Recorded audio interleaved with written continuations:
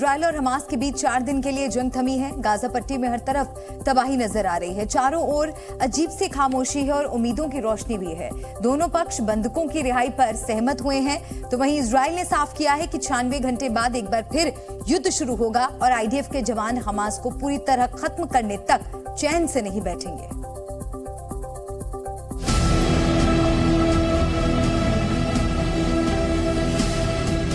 Gaza पट्टी से लौटते इजरायली डिफेंस फोर्स के ये टैंक युद्ध विराम की गवाही दे रहे हैं। इजरायल और हमास के बीच 96 घंटे के युद्ध विराम पर सहमति बनी है, यानी इस दौरान किसी तरह की गोलीबारी नहीं होगी। उत्तरी गाजा में फिलहाल बम बारूद की गरज नहीं सुनाई दे रही। 7 अक्टूबर के बाद ऐसा पहली बार हुआ है जब जंग रुकी है। उत्तरी गाजा की तरह ही खान यूनिस में भी आज का सुबह शांति और सुकून लेकर आया। न गोलियों की आवाज और न ही फौजियों की चहलकदमी। सड़कों पर सिर्फ आम लोग दिखाई दिए। कतर और मिस्र की मध्यस्थता के बाद इजरायल और हमास युद्ध विराम के लिए राजी हुए हैं।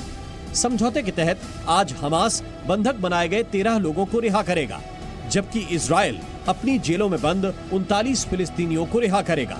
हमास की तरफ से रिहा होने वालों में ज्यादातर महिलाएं और बच्चे शामिल हैं।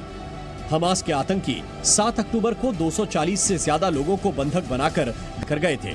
युद्ध विराम के दौरान 4 दिन में हमास की ओर से 50 बंधक छोड़े जाएंगे, जबकि इजरायल की जेलों में बंद 150 फिलिस्तीनियों को रिहा किया जाएगा।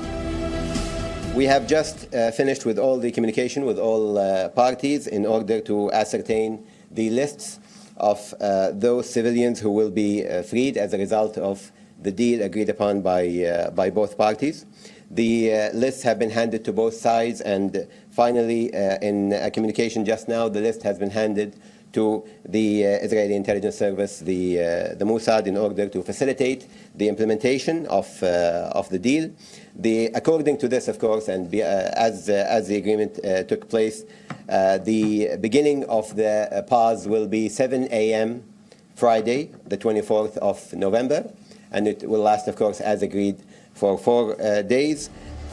वेस्ट बैंक की ऑफर जेल में कैद फिलिस्तीनियों को भी आज रिहाई की उम्मीद है। माना जा रहा है कि इसी जेल में बंद 39 लोगों को इजरायल की ओर से रिहा किया जा सकता है। युद्ध विराम थोड़ी राहत लेकर तो आया है, लेकिन बीते 48 दिनों में इस जंग की वजह से भारी नुकसान हुआ है।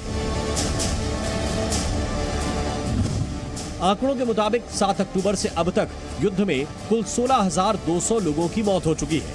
अकेले गाजा पट्टी में 14,854 लोग मारे गए हैं, जिसमें 6,150 बच्चे और 4,000 से ज्यादा महिलाएं शामिल हैं, जबकि 36,000 से ज्यादा लोग घायल हुए हैं और करीब 7,000 लोग लापता हैं।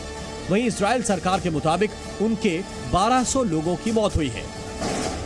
युद्ध विराम से पहले इजरायली सेना ने गाजा के जवालिया का एक वीडियो जारी किया, जिसमें सुरंग, हथियार और मिसाइलें ढूंढते हुए जवान नजर आ रहे हैं।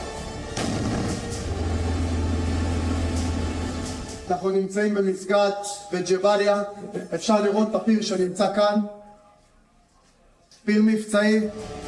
तलाशी अभियान के दौरान आईडीएफ को कई हथियार मिले। दावा किया जा रहा है कि इनका इस्तेमाल हमास के आतंकी कर रहे थे। וליד הבתים של האזרחים מצאנו את כל הטילים האלה, טילים בינוניים וארוכי טווח שמכוונים מתוך השטח הבנוי לעבר מדינת ישראל. נכנסנו לתוך העיירה ואיתרנו פירים ליד מסגד, פירים מאוד מאוד גדולים, שברור שנעשה בהם פעילות של טרור מתוך המסגדים ומתוך השטח האורבני. सीज फायर से पहले इजरायली सेना ने हमास नेवी के कमांडर अमर अबू जलाला सहित कई आतंकियों को मार गिराया। आईडीएफ ने यह भी साफ किया है कि गाजा पट्टी में आतंकी ढांचा पूरी तरह तबाह कर दिया जाएगा, जिसमें अल शिफा अस्पताल में मौजूद टनल भी शामिल है।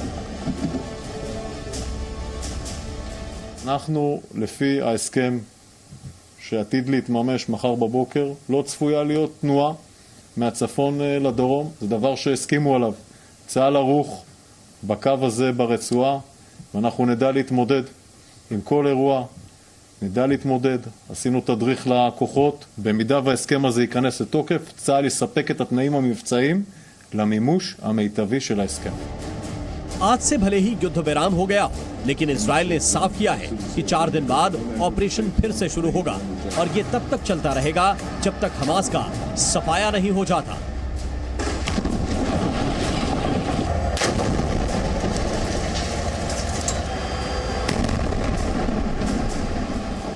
This is a battle for civilization. It has to be won. We will win it because we have no other choice. We don't have a future if we don't. Hamas has already said we'll do it again and again and again. So we'll have to eradicate them. युद्ध 4 दिनों के लिए रुका है। दोनों ओर से इस समझौते का पालन करने की सहमति बनी है। सवाल अभी भी यही है कि क्या इसका पालन सही तरीके से होगा। सवाल ये भी है कि युद्ध जब दोबारा शुरू होगा तो फिर कितनी बर्बादी होगी और उसके रुकने का रास्ता कैसे निकलेगा। ब्यूरो रिपोर्ट, जी मीडिया। जी न्यूज़।